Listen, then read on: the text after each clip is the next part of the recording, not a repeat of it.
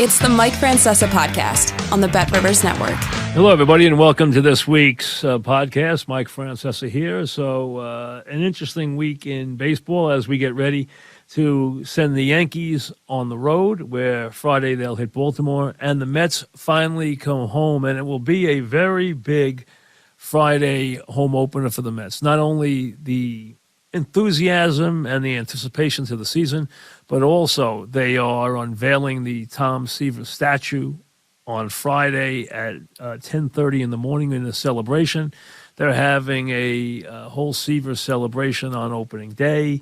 You have Jackie Robinson Day, so you have that. The Diamondbacks are in, so if you're looking for a team that might be a comfortable opponent too on opening day for the Mets, all that coming up. So the Mets, who will finish up in Philly and are off to a good start, hey, they're an inch away or a couple of pitches away. Well, really, it was defense in one game and then the relief pitching in the second game that cost them 2 games in Philadelphia. But as they get ready to close down the series this afternoon with Scherzer on the mound, they've played well. They've done a good job, and now they'll get to finally have their home opener. So they're off to the start you would hope for.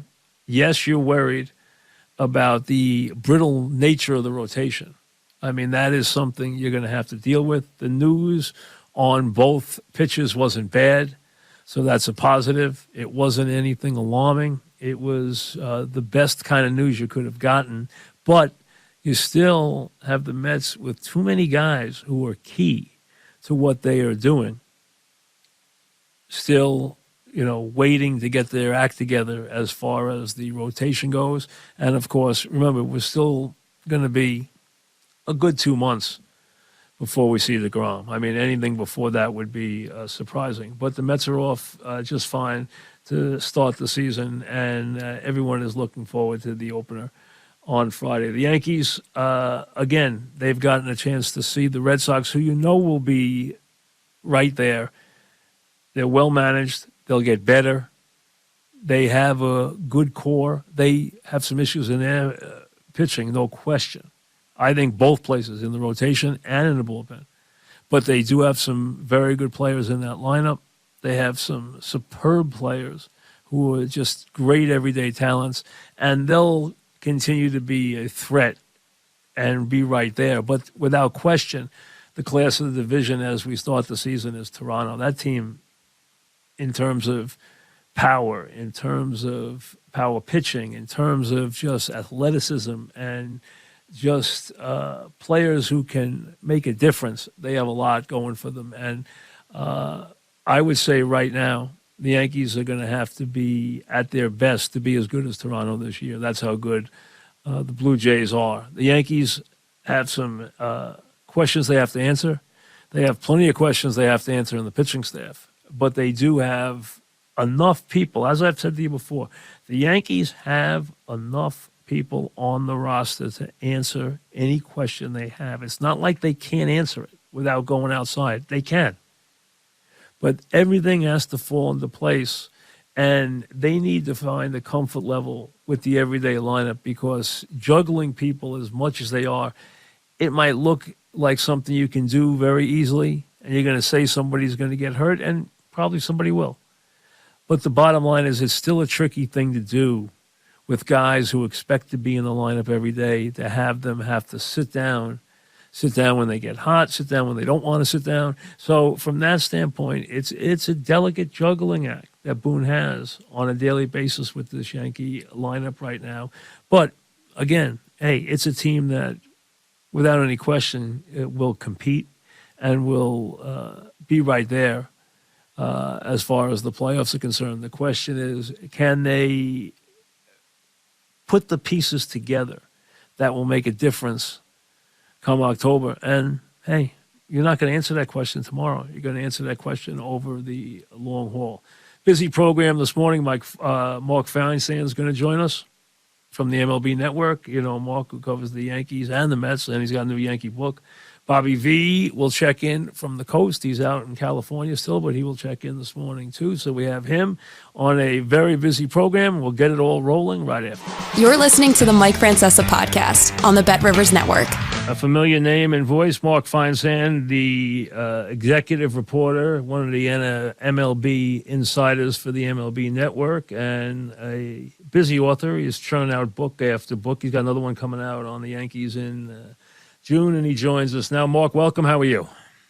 I'm good, Mike. How are you? Good, thank you. All right, what's the book, The Franchise, comes out? Let's plug that first. Comes out in June. What's the deal with the franchise? What's the twist and turn with this Yankee book? Well, it's kind of a curated history of the team. We started out at the beginning, went pretty much through current times, and just took a whole bunch of different stories, different thematic chapters, looked at the biggest hits in team history, and talked to the people who were involved in those, and the captains and the legends, and it's impossible to cover the entire history of an organization like this in less than 400 pages, but we gave it our shot. And more current than old, or is there as much Ruth as there is, say, Steinbrenner? I would say there's probably about a 70-30 split. I couldn't get Ruth or Gehrig or Mantle on the phone, so I had to go with what I could get from historical information on those guys. But starting in the 70s, some of those guys from the 70s, Guidry and Randolph, and guys like that, all the way to current times. There's a whole chapter on the architects of the team, looking back at guys like Ed Barrow and Jacob Rupert, all the way to George and Hal and Brian Cashman and Joe Torre. So, we tried to hit as much of it as we could. It is one of the great business decisions and great buys in the history of this country. George Steinbrenner bought the Yankees for about and this is almost hard to fathom, for about $160,000 in cash if you go through the whole deal. The way they sold back parking garages and the whole thing. The deal was under $10 million at the time, which is absurd when you think about what they're worth now. But the bottom line is, it is one of the great purchases. You talk about Manhattan for $24, the Yankees for what he paid for them and what it cost him out of his pocket as a Cleveland businessman is unbelievable. It is one of the great buys of all time. It has churned off billions in revenue to its partners, and there's always been partners, as people and George was always the managing general partner, which meant he owned more than 50% of the team, but he didn't own that much more than 50. He had partners, guys who were 6%ers and 4%ers and 3%ers, Lester Crown, Gold Klang, guys like that. And they all made a lot of money, and George made a lot of money and wrote himself a lot of loans out of the Yankees producing revenue. And you realize now, if Hal turns around and sells it, which I don't think is out of the question one of these days, you'd be talking about a deal up in the $7-8 billion worth, probably, maybe even more by the time that the deal's struck. So, I mean, it is one of the great purchases of all time. Yeah, it's pretty astounding to think that if you had told George Steinbrenner back in the early 70s that this $160,000 investment was going to spawn off generational wealth for the rest of time for his family, I don't think you would have believed that. He wanted in to be a part of the action, and he was a part of the action for his entire tenure as the owner. But I don't think even he could have envisioned what the sport would become, and certainly what the franchise would become. With the new stadium and its own TV network and everything else that comes with that Yankee brand, it really is. It's quite fascinating. No, it's amazing. It really, because people were like, Steinbrenner was this, he was that. Hey, what he was more than anything else was a shrewd businessman. He was, and he was a great PR guy. Now, listen, he did a lot of goofy stuff. I mean, he didn't talk to me for 2 years once because I brought Howie Spear in the studio and grilled him. He was so mad that we grilled him, and he really killed George, as a matter of fact, during that whole time.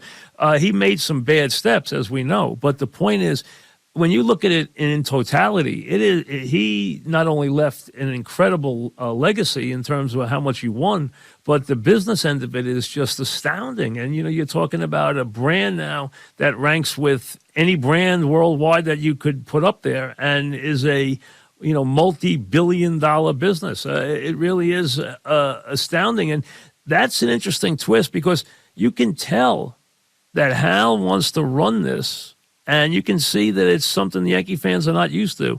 He wants to run this very, very differently in a very different era than George did. Yeah, you have to think about it this way, Mike.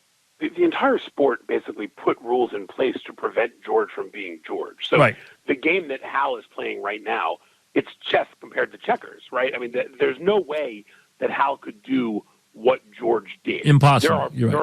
It's impossible. And this narrative out there that drives me crazy is the whole, he's cheap, he doesn't care about winning, he's not his father. The man has a $250 million payroll right now. So you can't sit there and say, they're being stingy, right? I mean, they had some holes to address. They went out and bought a former MVP third baseman with a shortstop who can pick it, with a shrewd trade, rather than just going out and signing Correa for $35 million a year. It's the way that Brian Cashman envisioned doing business in terms of better fitting the ball club. But Hal is the man spends over $200 million a year on payroll. Go talk to people in Pittsburgh and Baltimore and Oakland and ask them if they think Hal Steinbrenner is cheap. No, listen, it's a ridiculous statement or premise that the Yankees don't spend money. They do, but they now are in a place where a very unusual place because the Mets, who have always been such a poor comparison for the Yankees, the younger brother who doesn't have the goods, okay, now you have the richest man in baseball and a guy who doesn't care how much money he spends and doesn't care if he loses a bunch of money if he can build a championship team and will go way, way over the luxury tax. I think you will see that as this unfolds. It's a very different place for Hal from that standpoint because you have a exceedingly wealthy man across town now. No question. And I think, the fact that the new CBA basically has a CBT threshold specifically put in there for Steve Cohen. Yes. People are jokingly referring to it as the Steve Cohen tax. I don't think he's going to care. He doesn't care. That's no problem. Now, the one place where that could come back is that once you start passing those second and third thresholds, you start losing draft picks, and it's not just about money. So we'll have to see if his baseball people can say to him, look, maybe it's not so wise to do this. I don't think he's going to care. I think he's going to spend what he needs to spend. But the bottom line is the Mets are going to need to win a World Series to make that validated. And even then, the Yankees have such the history in this town, the 27 championships, everything else.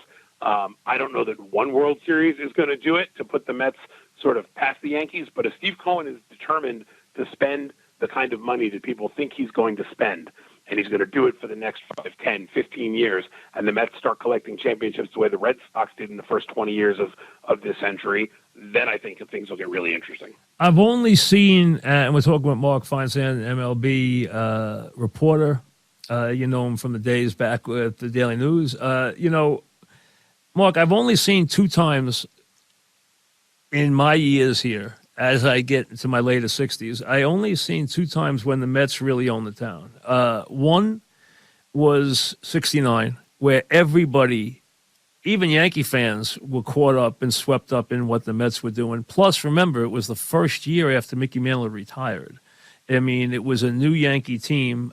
Mickey retired March 1st, 1969. Mets take off 1969. So it's an enormous swing. The Yankees have been bad for 4 years. In the later decaying years of the 60s, Mickey hung around, and just for attendance reasons, really more than anything else, hit a couple of home runs and got paid. And watched his batting average sink under 300, which bothered him immensely, which he told me once in an interview was the thing that bothered him most in baseball because he was a 300 hitter, but he hit 298. The other time was in the mid-'80s where the team, when they went and got Hernandez and they got Carter and they had the brilliant pitching that they went out and procured. People don't realize most of those guys came in trades, and then had Gooden and Strawberry. That was the only time where the Mets had a chance to really just take off and hide. And what happened is that team really disappointed, because that team was built to win 3 or 4 championships. It didn't have a wild card entry into the postseason, and then it had its own issues, drugs and everything else to deal with, and only won 1 title. Otherwise, they would have owned the team for a lot, the city for a lot longer. And then when the Yankees got it with the '96 team, that became a level of popularity that I had never seen with the Yankees before, that grew and grew and grew for decades, and just put the Mets so far into second place they almost didn't exist from where the Yankees were in the late '90s. So they only had those 2 moments. So it'll be interesting to see if they can capture it again. It will not be easy to do, and it will take, as you said, more than 1 championship to do it. Well, the thing I think about those 2 eras you just talked about, Mike, 69 and then the mid-'80s, the Yankees weren't good. So the Mets were starring in the city. They were making the playoffs. They won a couple of World Series, and the Yankees weren't getting to October. Now, no matter how well the Mets do, the Yankees are still a threat. The Yankees are still relevant. They're still going to be in the postseason, most likely. And so it's not like you can just say, oh, the Mets are going to be on the back page every day because the Yankees stink. That was the case back then. That's not the case now. So, and you mentioned, the 90s, obviously with the Jeter teams, so popular. And even when the Mets got to the World Series, who was waiting for them there but the Yankees? So, and that was the biggest disappointment. That of all the things I ever did on the air, that laid a dud. It really never was. We thought that would be, we always said, what would happen if the Giants and Jets met in the Super Bowl? Well, we've never even come close. But what would happen if the Yankees and Mets played in the World Series, like the old days, of what we had in New York, the Subway Series? It was the biggest disappointment from a standpoint of energy and enthusiasm that I ever remembered. It was not nearly as big as I thought it would be. It really wasn't. And the Yankees found it distasteful, which was part of it because George put so much pressure on them to win. They really found the whole thing distasteful and didn't like being a part of it. And it really did not take off. Dog and I have said this many times. Probably the biggest disappointment of all of any great big event that we had in this town was that. It just never really exploded the way we thought it would. Yeah, I think that's partially because the Yankees were in, towards the end of that run. They'd won back-to-back World Series going into it. The Mets were sort of a surprise team to be there. And I don't think anybody, except for maybe the most diehard Met fan, really thought the Mets had a chance to win that series. And so when you go in and you're saying, well, it's just a matter of whether the Yankees win in 4 or 5, or, if the Mets can push it to 6, you're talking about a big win there. It just didn't have the competitive juice. Game 1 was a great game. Once the Yankees pulled that game out, it was sort of like, oh, so this is just how this is going to go. And it just never, they pulled within, the 2-1 after Game 3, but I just don't think anybody realistically thought that the Mets were going to have a chance to win. And Jeter hits that leadoff home run, and it's like, all right, well, this one's over. It just never had the competitive fire that you see in some of the great World Series, that sort of build through the World Series. By the time it got to Game 4, Game 5, it was just sort of like, okay, this is just going to be another Yankee championship. And the Mets felt that they did all the interviews and the Yankees did nothing, and that annoyed the heck out of them. The Yankees were no about everything, and the Mets did everything, and they just felt like everything was put upon them, and it really bothered them. And George was impossible, as you know, during that series, putting a lot of pressure because he didn't want to lose, which we all know. But it was different, and you're right, because if Game 1, which the Mets should have won, they make colossal mistakes on the base pass for Timo Perez. They obviously, walk O'Neill to start the rally. The bottom line is they could have won and should have won that game. If they did, it could have been a very interesting series because that team was playing well at the time and even came back. You remember in Game 2, they came back and scared the heck out of the Yankees with that 3-run home run by I think it was Jay Payton, a 3-run home run in Game 2, if I remember right. Yeah, although I'm surprised to hear that Bobby Valentine would have been irked by having to do a lot of interviews. It seems like not him. The players, not him. No, Bobby never. You know that. Not Bobby ever. But the Yankees were nowhere to be found during that series. They were as quiet as they could possibly be, and it just was an enormous contrast. But it's when you look at them now, it's interesting because they're fairly. If deGrom's healthy, they're fairly close teams. I mean, they're both low 90s win teams in their divisions. They both have a chance to maybe put the right pieces together, but they're both vulnerable in their own way. I, for one, don't like the Yankee team. I haven't liked the Yankee team in years. I don't like all the right-handed hitters. That's why I was big on keeping Rizzo. I was very big on keeping him, and I thought they weren't going to do it. I was very happy they brought him back. I don't like what they've done in a lot of ways with the way they juggle the lineup, juggle the positions. They're way too right-handed to me and still way too, vulnerable to good right-handed pitching in key spots, especially out of the bullpen. There's things about the team I just don't love that they haven't been able to get around, to be honest with you. Well, just think about it. The three lefty hitters in their lineup right now, when you got, Rizzo and Joey Gallo and then Hicks, the switch hitter, those guys weren't even there for the first 4 months last year. So if you think they're too right-handed now, just think back to what they were a year ago. I do, and I think and that's why I wanted to keep Rizzo. I mean, I'm not a Gallo fan. He's not the kind of guy I like anyway. He's too feast of famine. Plus, I don't know if he can play in New York. And I've never been a Hicks guy, to be honest with you. I think he's a good fielder, but I don't think he's an everyday player. I don't think he's a good everyday player. I just don't love anything about that lineup. And now the idea of juggling it, I think is hard to juggle that lineup every day like they have to do. I mean, that's a tricky thing to do. It is, and Aaron Boone's got a tricky job ahead of him. Of every day he's got to tell one of those infielders, you're not playing today, unless they're DHing, in which case, you're sitting Hicks or Stanton or Judge. So, it is definitely an uncomfortable situation. Now, we've seen enough baseball over the years to know someone's going to get hurt, and then they're not going to have that problem for a while. So, they've protected themselves at a number of positions. Shortstop's really the only one where they're still vulnerable to an injury, because if Falefa gets hurt and you have to put Glaber back there, that's a problem, because he just is not a good shortstop.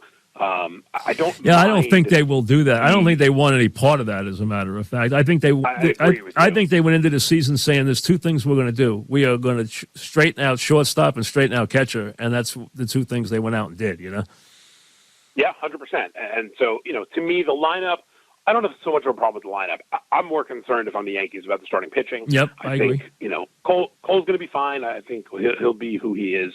Severino hasn't been healthy in 3 years. If he looks like the guy who finished in the top three in the Cy Young Award, that's huge for them. I don't know that he will be. Montgomery, nice back of the rotation arm. Taillon has not proven that he can, be a top of the number two guy behind Cole. I just feel like there's a lot of question marks in a rotation that, they're going to need to lean on, because they're not going to go out and score 8 runs a night. They're going to score runs. I don't think they're as bad as they were last year. I don't think they're as good as they've been the year or two before that. I think they're somewhere in the middle of that. But, you can't get through 162 games with a rotation that doesn't give you distance and doesn't, sort of let your bullpen rest once in a while. And aside from Cole, obviously, once the season sort of gets into the season and guys are throwing their normal workloads, aside from Cole, who can you depend on to go out there and throw 7 innings on any night? No, and you know what? I don't think he's made for this town either. I mean, he's got a very sensitive side. Look at his nonsense on opening day. I mean, it was ridiculous. You're going to blame Billy Crystal because she didn't get on the mound on time? I mean, give me a break. I mean, please. I mean, you get taken deep, You're going to blame Billy. Of all people, you're going to blame Billy Crystal for this. I mean, that's just utterly. He has a very sensitive side to him, and I don't know about the whole stuff with the substance and how much he needs it and the whole deal there, because who knows? I mean, I just don't know how much he needs to fall back on that stuff or how much any of these guys do. But the bottom line is, we know he has talent, but I have not seen him yet look really good in a big game when I've seen him. He blew up last year in games that were critical to them, where he didn't do the job that he needed to do. 100%. And, I don't know if that's New York. I don't know if that's the the stress and the weight of a gigantic contract on your shoulders. Some guys sign those huge deals and then spend the next 5 years just trying to do more than they should or they can to try to justify the contract, right? We saw Alex Rodriguez go through that in New York to some extent. I think that was a combination of New York, the contract, Jeter, the whole thing. Everybody goes through it. The worst thing that ever happened to A-Rod was coming to the Yankees. It was the worst place for him to go. Let's be honest. It was the absolute. If he had gone to Boston, his career would have been completely different. I agree 100%. He would have still been a shortstop. He would have been, not gone to a team that was necessarily somebody else's team. Remember, he was going to be traded for Manny, so Manny wouldn't have even been there. I look at Cole. It's natural to think back to Sabathia. He signed that huge contract, was the biggest pitching contract of all time, and it clearly didn't affect him. He came in. No, he pitched his first 5 years, he was very good. He was outstanding. Yes. And so after you have that, that history to fall back on in New York, people are willing to, live with some bumps and bruises after that. And obviously he had some other issues that, that are completely separate from that. But Cole falls into that category of, if you don't get it done in your first couple of years, then people start saying, oh, maybe he can't do it here. And I thought when you think back to that 2009 team with Sabathia, with Teixeira, you think they won right away. And that sort of took the burden off of them of having to justify all of the money that they got and the decisions the Yankees brought to bring them in. Now you look at Stanton, you look at Cole, you look at some of these big guys they've brought in who are making tons of money, and it's, okay, well, what have you done for us lately? We're still on, we're now going on year 13 without a championship, and you were supposed to come in here to fix that, and you haven't done that yet. So, there's a lot of pressure on these guys to go out and win. I mean, I know for a fan base like Cleveland, they're looking at a 13-year drought and saying that's not a drought, that's 13 years. But for the Yankees, that's an eternity. And it sure is. lot of pressure on these guys. Talking about Mark Feinsand, the Judge thing, the Yankees won, but do they really win? Because do they lose for winning? Because the idea that the public sided with the Yankees on the negotiation doesn't help Judge getting booed when he's in his own ballpark. It's not what you were looking to do. You weren't trying to create more pressure on him to gain an advantage to the end of the season on it. And I don't think it will bother Judge. I don't think any scrutiny will bother him. I think we know how pronounced his talent is. He is who he is. The reason I wouldn't pay him is he's 30 years old next week. I mean, he's not 22. He's not 23. He's 30. So I don't want to pay him in his late 30s. That's the only reason. I'll pay him now. I would have sat down with him and said, I'll give you a really good 4-year contract. I don't want to give you a longer contract than that. You're going to be 30 years old in 10 days.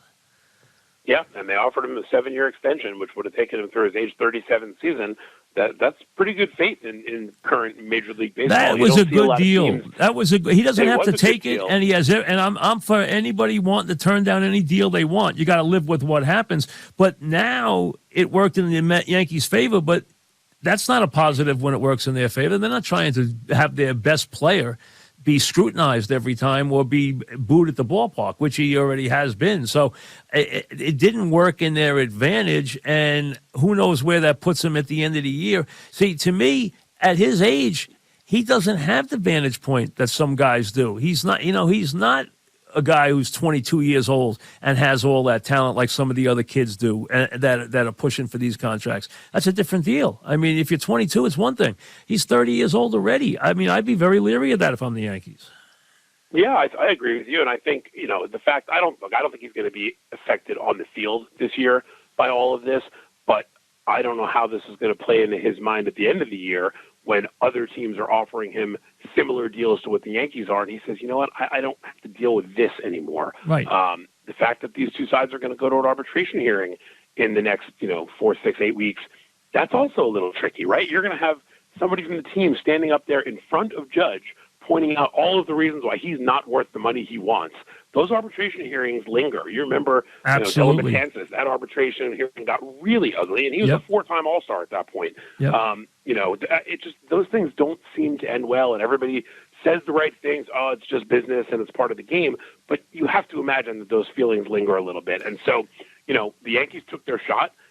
Judge had every right to decline the contract and think he's worth more. And if he goes out and hits 45 home runs and finishes in the top 3 of the MVP, he might get more. But what if he strains a hamstring and misses 2 months? That's gonna hurt his value. Is very much his MO too. I mean, that is he's got to be very careful about that because showing up is part of it. I mean, we all know how talented he is, but he's a very big man who's going into his 30s now, and he's a very big man, and he has been injury prone at times. So I mean, it's a very ticklish thing with him right now. That to me symbolizes everything about the Yankees. The Yankees, this whole group, there's talent there, there's pronounced talent there, but they're always teetering on the brink of something going wrong. This group is never just rock solid, The other group that we lived through, that great team, that we lived through, those were rock solid guys. They were just in every way. They weren't the biggest stars. They weren't as big a star as Judge. O'Neill or Bernie, they weren't as big a star as Judge. But you know what? Those are the kind of guys you build a lineup around. And that's the team that I think you try to build. You don't try and build around one guy. Ask the Angels. Look at the guys they've had, and they can't get to 500. I mean, you don't want to build a baseball team around one player. It does not work. It does not work. You want guys who can contribute, and you don't have to have the best player. Mike, you look back at those teams, what were we talking about earlier, the rotation. I mean, you would look at those teams with Cohen and Pettit and Clemens and Duque and Wells, and, they had pitching for days. And a deep, versatile bullpen, bullpen, yes. I remember Joe Torre said he first walked into spring training in 96, and he couldn't believe all the pitchers. He had never had that many pitchers, good pitchers on a team, and they didn't even have some of the guys who ended up being big parts of that dynasty yet. They didn't even know who Mariano Rivera was at that point. This team, I think the winning is what takes the burden off. That 96 to 2001 team, they won in 96. It took the pressure off of them. Even when they lost in 97, as devastating as it was, they knew what it took to win. Obviously, they went on and won the next 3 after that. But I think just having the first one takes some of the pressure off. And now you have a team, this is the first year with Brett Gardner not there, where you don't have anybody on this roster who has won a World Series as a member of the Yankees. And amazingly, think about how much this franchise would have changed, Mark, if it hadn't won in 09. I mean, Cashman wouldn't be there. There's other people who wouldn't even be in that organization anymore if they hadn't won in 09. That 09 championship, which is singular over a 20-year period, meant a lot to a lot of careers. Oh, when we did the book on the 2009 team, Mission 27, Cashman told us right away, he said it was so important to win that title, not only because of all the money they dropped $423 million in free agents that winter and everything else. First year at the new stadium. Imagine if they hadn't won in 09. You'd already been hearing for years about, it was the curse of the old Yankee Stadium, and they should never have moved across the street. Getting that 09 championship was so important for so many people. It ended up being the only title of A-Rod's career, the only title of Teixeira's career, the only title of Sabathia's career. These are big-time players who had their one shining moment, and they thought they were going to be more. And they got back to the ALCS, and they were a good team for several years, but they never got back to the top of that mountain. And if you look back at 09, and if they don't win that World Series, a lot of careers look a lot different. I was a proponent of building a new stadium, and for a lot of reasons. And there are a lot of reasons why the stadium had to be built. First of all, the old stadium was falling down. Secondly, the infrastructure was falling down. Third, you needed to have certain things where you could come plug in a truck that people don't understand that's a big part of the world now. You got to be able to come in and plug a truck into the building, and the building has to be accessible to certain kinds of broadcasts and certain kinds of internet and everything else that wasn't there in the old stadium. So there's a lot of reasons. And then, of course, locker rooms and having luxury boxes and stuff like that. But I also understand, and I'd say about two things. I think the stadium being built hurt the Yankees, and I think the stadium has destroyed the football giants. They didn't need the stadium, and it destroyed them having a new stadium. And I really think I've really gone a different route on, and you see these beautiful new ballparks around the world that we're not tied to, in L.A. or in Dallas, and they're magnificent structures, the likes of which we don't seem to be able to build in New York for whatever reason. But they're magnificent buildings with everything in them and every amenity, and they look like spaceships. But you know what?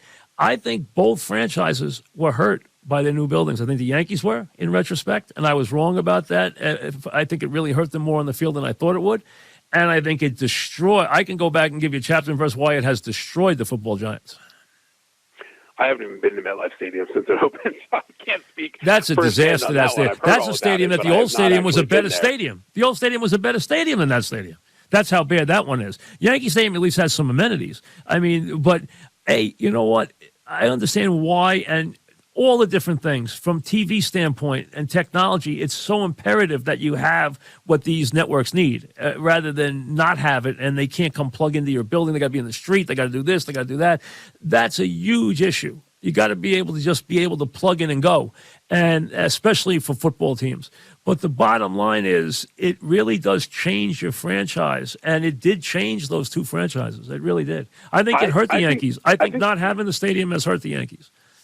I think for the Yankees, it helped them in terms of the player aspect of it. I mean, as much as the history of the old Yankee Stadium was nice to talk about and reminisce for fans, players want big locker rooms. They want first-class training facilities. Yep. They have stuff at this stadium that they could never have had. No question. And that stadium was falling down. Let's be honest. It was falling down. I mean, there were beams falling in the middle of the game. Yeah. Where I think the new stadium has hurt the Yankees is just in the atmosphere, the home field advantage. You remember, you'd be standing on that field during batting practice before a playoff game, and you felt like the upper deck was about to fall on top of you. It was so close and high and loud.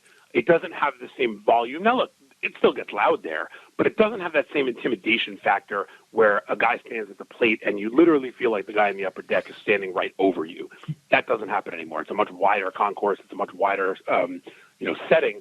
So I think the home field advantage has been hurt a little bit, but at the same time, I think it's been a lot easier to try to, sell people on New York and Yankee Stadium and, players-wise because of all the amenities and all of the, training facilities and everything else, because you need to advance in those aspects in this world of baseball where almost every team has a new stadium, almost every team has these first-class facilities. And if you're trying to recruit free agents and saying, "Hey, Mickey Mantle played here," they're going to say, "That's great. Where's your underwater treadmill?" Yeah, absolutely true. We're talking about Mark Feinsand. Give me a minute on the Mets. You're more known for being around the Yankees and the Mets, but have you spent a lot of time around this Met team? Not a whole lot. Obviously, the last couple of years, you haven't been able to spend a lot of time around anybody. Right. I've talked to a lot of people. I did not make it to Port St. Lucie this year with the abbreviated spring training. What's your thoughts about the owner? Have you had any contact with the owner? I have had no contact with him, actually. Okay. I've met him once, very briefly in a group. I'm trying to figure out a way to get a sit down and get to know him a little bit. Not easy. Obviously, not easy. Obviously, I know Billy Epler very well from his days with the Yankees. And how about Buck? I mean, we all know. I mean, Buck and I go back 30 years. I mean, we all know Buck. We all talk to Buck. I mean, so we all go way back with Buck. I mean, probably as much as anybody who's been in this town in a long time. I mean, everyone in the media has a very close relationship with Buck going back for generation. What's your thought about Buck and fitting in with that franchise? I thought Buck was probably the most important acquisition they made this offseason. As big as Scherzer is and as great as he is, and as great as some of the other, Marte and Escobar, some of these other guys they brought in, they needed a guy like Buck to come in and just settle things down. Players are going to look at Buck, and this is nothing against Luis Rojas. I think he's a really nice guy and a good baseball man, and I think he's got a future as a manager somewhere else at some point. But the way that things had gone with the Mets, they needed somebody with some gravitas who could come in and say, this is how we do things, and no one's going to question him. No one's going to look at him and say, does he know what he's doing? He's had enough success over the years. I think he's in a position where with an owner like he has, his voice still is going to matter in that room. And I'm not sure that would have been the case if Rojas had stayed or if they had brought in another young, inexperienced manager.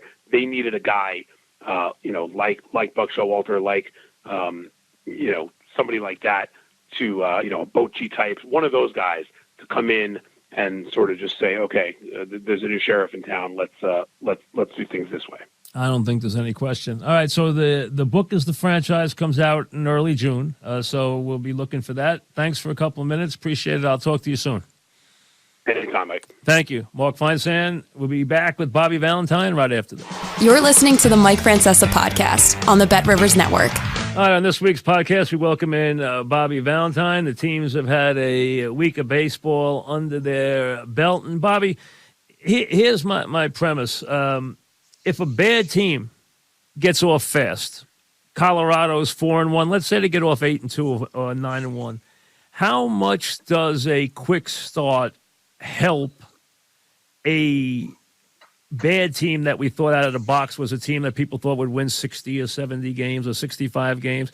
Does it help, or does it really not matter if you get off to the quick start? Can you build something with the quick start to a baseball season? Well, it's such a long season, and there's so many good teams out there that, the cream rises to the top, and you usually reach your level regardless of the start you get. Going through a season, Mike, there's hot streaks and cold streaks, and everyone's going to go 2-8 in a 10-game streak, and everyone's going to have a little winning streak. But I don't think the 6 games start is going to matter to the end of the season. Are you a believer like Sparky Anderson was, where everyone's going to win a third, everyone's going to lose a third, and what you do with that middle third is going to define your season? Well, definitely. The lousy teams are going to lose 100 games, and they're going to lose them because, those middle games that are decided by 1 run or 2 runs are going to go the other way. We've seen a couple of sensational starts. There's Stephen Kwan, who people may have had a chance to see, or at least they've heard about, coming out of the box. Francona waxing poetic on this kid, especially the one at bat that he turned into a triple. He has gotten off insanely quick. How about these guys now and these talents coming out so prodigiously, coming out and just performing so well, so young? Yeah, I think the feeder system now, especially the college system and the minor leagues, are using not only the analytics, but using the information that they have to train people better, to make them stronger, faster, at an earlier age. And young players can step right in now and make a huge difference. So you think, Bobby, that they're better in the old days? Let's go back 40, 50 years. Guys would spend more time in the minors. They would maybe play, different levels of ball before. They wouldn't be rushed as quickly as these guys are now for economic reasons. And people say, well, they don't come up polished, they're rough around the edges. But now we're seeing conversely, we're seeing these youngsters come up and they seem to have a polish that we didn't see in the past. So is the teaching just better on the lower levels for these guys now? And even in college, is the teaching much better for them? The information is so much better, Mike, that it's easier to be good. There's not as much confusion as what to do and how to do it. Everyone's pretty much on the same page. And, again, the strength and conditioning programs of young people now, let their bodies mature quicker. They're hitting the road running, and, information's the key. They said, as an example, in Cleveland, people were knocking them for not going out and adding, not going out and spending any money and adding to their franchise. And they said, hey, we think we have some some kids we want to look at. We think we have some people that we can, that can make a difference, and then they flash these kids and the kid comes out and, has a couple of days like that. Now, I don't expect him to hit 700, but the point is to come out and open up the way he's opened up is just unbelievable. Yeah, on base and getting hits and, that's a great start. And, again, the 600 at bats for a hitter usually tell the story, and it's not about the first 20 or the last 20. It's the 600, and the one thing you can't teach is experience, and experience in a major league season is how to get out of a slump when you're in it. How to eliminate the distractions when you're being distracted. And, when you get a lot of attention on you, that's a distraction. And when high expectation is put on you, that becomes a distraction. And it becomes, very challenging. You can't teach experience. Let me go back and we'll do a little bit of a history lesson here for two reasons. One, the Yankees have a bobblehead day for Elston Howard. Now, most of these fans don't know Elston Howard, the first black Yankee player. The Yankees had 3 catches. They had Yogi, who was later in his career. They had Johnny Blanchard, who was also a great pinch hitter from the left side. They had Elston Howard, who was a wonderful everyday catcher who could also play a little outfield and was a terrific right-handed hitter. I saw Elston Howard play. You saw Elston Howard play. Tell the folks something about Elston Howard. Well, he was one of the number 32s to win an MVP that year back in '69, I guess. 63 won the MVP. Yep, had a great year. Yep, great year. Right. And he moved Yogi Berra to left field. Let's face it. Yep. Yogi Berra is one of, talking about MVPs, talking about great players and great hitters. He was good enough to step in and move Yogi to left field and hit in the middle of the Bombers lineup as a right-handed power hitter, and being the first black player to play in the Yankee pinstripes. And the Yankees were late. People always criticize the Red Sox and stuff. The Yankees were late really? They took their time to put a black player in their uniform. They didn't do it right away. Oh yeah, they from 47 to mid 50s, yeah. So, but Elston Howard, I remember, as you do, as the guy with great power to right center field. Yeah, hit the ball to right field. Yeah, big, strong guy, hit the ball to right center field a lot. Yeah. He was slow as a horse, but he was a really good catcher, and a classy, quiet big man. That's what I remember about him. Went to the Red Sox. The Yankees loaned him in '67, and he caught for that Red Sox team down the stretch.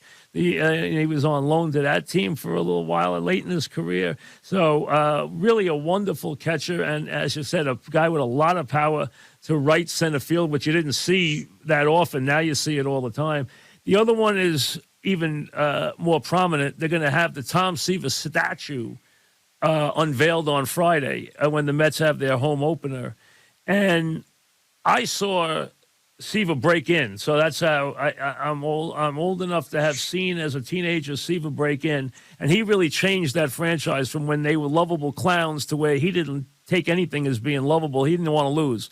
And when they had Seaver and Kuzman, all of a sudden they became a very different team very quickly. I say this, Bobby, then I want your opinion of him.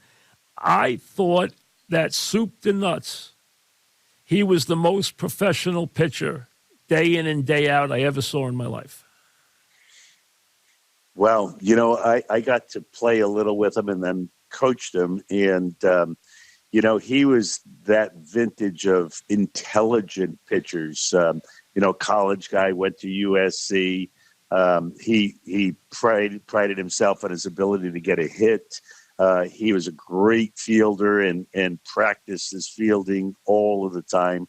But most importantly, when he was on the mound, he was a great competitor with outstanding stuff. And he was one of the guys Mike early on there in, the early 70s and late 60s who determined that you could pitch away. You could throw hitters outside. You didn't have to bust them inside and break their bats. But if you had the control and the excellence that Tom Seaver had, you could throw that fastball bullet away, and you could throw a slider off of it, and you didn't have to mess with that inside part of the plate where most hitters, until the Lau era, were guys who stepped out when they took their stride, and they stepped out a little because they wanted the ball in to pull. And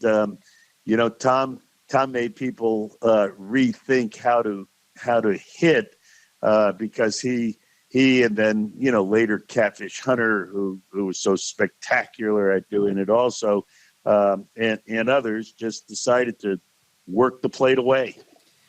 Rube Walker believed in leg drive, believed in using the lower body, and had Seaver and he had Ryan, two of the really power pitching careers that were unwavering in terms of staying healthy and in terms of pitching incredible amounts of innings and going a long time. Seaver won 300 games. He was an incredibly durable pitcher. Ryan, maybe the most durable power pitcher in the history of the sport. And they used that leg drive, right? That was the get the knee dirty, the whole idea of just driving with those big trunks to get their power. Yeah, get their power and increase their stride. They had such long strides, and that's why Tom's knee got dirty, because he was down the hill. He was closer to the hitter when he released the ball with a stride that I think was longer than he was tall. A lot of pitchers have strides about 80% of their height, but Tom had a stride that was 6 feet long. So he worked hard, understood how to pitch. Was you're right. He had great midsection, core strength, and leg strength that kept his arm healthy and allowed him to throw that 96-mile-an-hour fastball wherever he wanted it. He had such great control, and what a memory. Without a computer, I got a game-winning hit against him in 1971. Right. I coached with him and then played with him in 77, then coached there in the early 80s. Almost every time he talked about me as a hitter, he talked about the first at-bat that I got a game-winning hit against him. And he remembered the pitch, he remembered the sequence, he remembered the at-bat better than I did. And it's a great memory of mine that I hit a ball down the left field line against him because he made a mistake inside. But for him to remember it was remarkable. For Met fans, it's maybe the darkest day in the history of the franchise when they traded him, and the whole thing with that went on, with not only to recount all the nonsense, but the bottom line is that he had a fight with the front office that was carried on through the newspapers with Dick Young and the whole thing. The bottom line was, though, what people don't realize is they remember the 69 Mets, and he was 25-7. They had that amazing year. They won 100 games. They were not a good team after that. And he won 20 games with teams that were barely 500 teams, those teams. They no run support. I mean, and he would go 21-12 and 20-10 and 19-10 with some bad teams, and still was able to win that many games and stay on the mound in those games. And I mean, to me, what I remember him, and it's funny, he wasn't a Mike and a Mad Dog fan, to say the least, because we were very hard on Buddy Harrelson when he managed, and that was his best buddy. So I understood that. I did understand it. But the bottom line is, I say, I don't care about that. I paid a compliment to the guy as a pitcher. He was, to me, the most exacting and professional pitcher. I remember two guys as being unbelievably professional. You mentioned Catfish Hunter, which I agree, in the same boat. Mel Stottlemyre was one and pitched on some terrible Yankee teams. He would have been a great pitcher otherwise.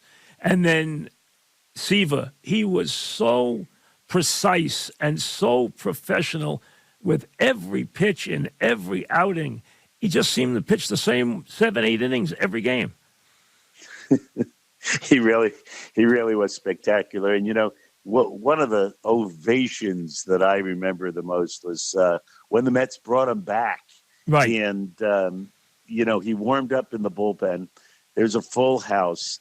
And when he left the bullpen and walked from the bullpen to the dugout, there was a standing ovation from the entire crowd the entire time that he walked to the dugout. It was, I still get chills thinking about it. It was really spectacular. And to think that he ever left the franchise was tragic. Crazy, in itself. yeah. To think that he threw a no-hitter when he left the franchise is disheartening, to say the least. And I'm glad that they're building a statue after in his memory, because he was terrific and deserved the name. That's it, and gone too soon. 311 wins, and for Met fans, he has always been a source of great pride because he was that good.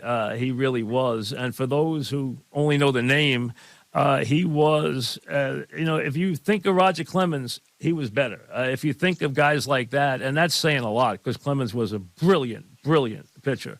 I mean, so that's what you think of when, those great Met teams with Koosman and Nolan Ryan and Gary Gentry and the pitching they had. But he deserves that statue outside the stadium, which he will get on Friday when the Mets have their opener, because the Mets really have not embraced their history that much.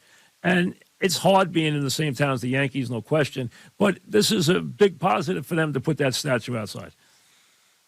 Well, Steve Cohen's doing, I think, mostly everything correctly, and honoring the past with Tom Seaver's statue, but also with an Old Timers Day game, bringing back old Mets, which they're going to do this year in August, is exactly what the franchise needs. Just because guys didn't win a world championship, they gave their some of them gave their entire career to the New York Mets. They toiled, they worked hard, they did everything they could to be as good as they could be and have their franchise be as good as it could be, and they need to be respected. And it's and Bobby is a link, very much so, to Friday, which is Jackie Robinson Day, as always in Major League Baseball. It's also the Met opener, and everybody wears 42, because his father-in-law probably stood up for Jackie Robinson more than anybody. The history books has been very kind to Ralph Branca, who was a wonderful guy. And Ralph Branca probably took Jackie's back more than just about any player in baseball. I mean, probably showed that when it wasn't popular, stood up, and I know Pee Wee Reese did later on, but right from the beginning, everything you ever see, no matter what movie it is or what story you read, Ralph Branca was unbelievably generous and courageous in the Jackie Robinson story.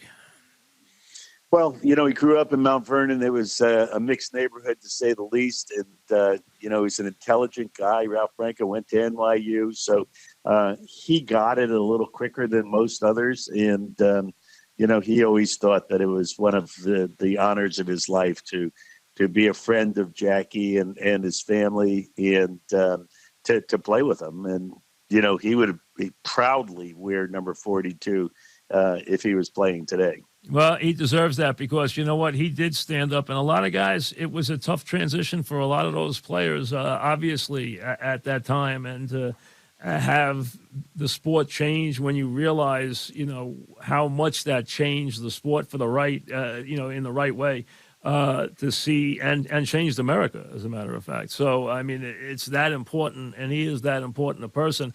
But in that whole Jackie Robinson story, Ralph Branca plays a very, very important role anytime you watch any part of that story, because he was there and by his side and very, very prominently there in a big way. And, he should be commended for that in his memory. He's been gone for, how long has he been gone now, Ralph? Whoa, we're going on 4 years now. Wow. Yeah. Wow. And dearly missed. Yeah. Yes, absolutely. Well, all right, listen, quick thought on the Yanks and Mets is that they've both gotten off okay. The Mets, if they had handled the end of the games well, could be sitting here undefeated today, that they're 4-2. They've looked pretty good. They've gotten performances here and there that have been pretty good. They still have some issues, though, with getting guys healthy in this rotation. What's your thoughts quickly on the Mets and the Yanks? I think they're both right where they should be, trying to figure out the health, especially of starting pitchers. But the Mets, they could be 6-0 easily. Yeah. Fixing that eighth inning is a situation and a challenge for Buck. There's no doubt about that. It's been a Achilles heel for a while now. But I think he'll be able to do it, and I think they're going to win a lot of games this year. The Yankees, and that third guy, Bobby, that third batter can bite you. That third batter that's a tough one. I don't like that rule, but I'll tell you, that rule can come back to bite you. It sure can. It's tough. It makes you think and manage a lot more than just the one batter relief pitcher, and it's turned around on Buck twice now, and we'll see how much further it goes. And I think the distraction a little with Aaron Judge was maybe a little distraction early for the Yankees, but they'll get over it as they always do. They're a very good team. We're going to have really good players and really good teams in New York this year, and that's going to make baseball very exciting. The Yankees clearly went into the season knowing they were going to juggle an extra regular player on a daily basis. Is that not as tough as everyone's making it out to be, or is it as tough as everybody's making it out to be? It is such the norm, Mike, that you just have to just buckle your seatbelt and get used to it.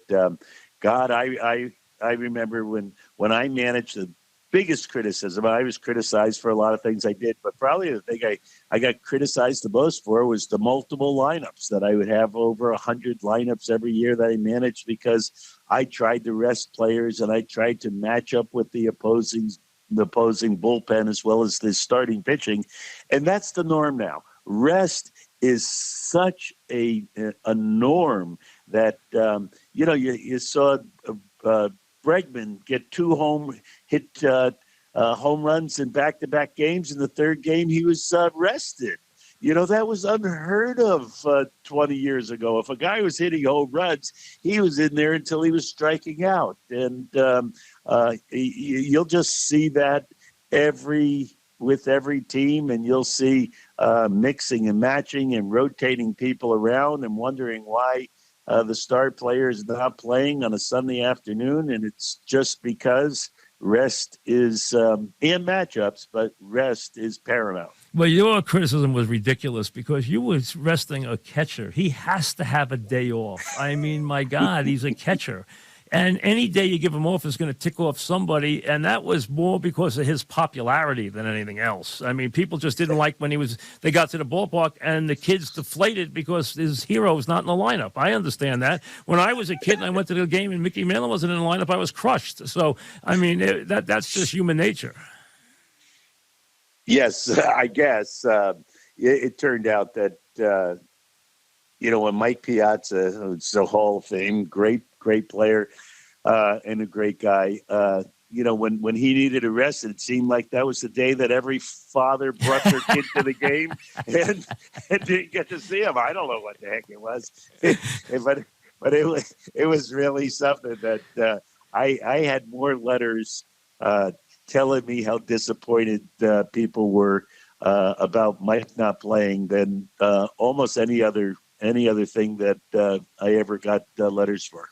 I did an interview once, Bobby, with Ralph Houcken. He said that late in his career, when he was managing Mantle, they'd be on the road and he'd get a call in his hotel room and the guy'd say, Mr. Hack, I'm sorry to bother you, but I'm going to drive 500 miles with my son if Mickey's going to play. Could you just give me a hint if he's going to be in the lineup tonight? He said it used to happen all the time in those last couple of years.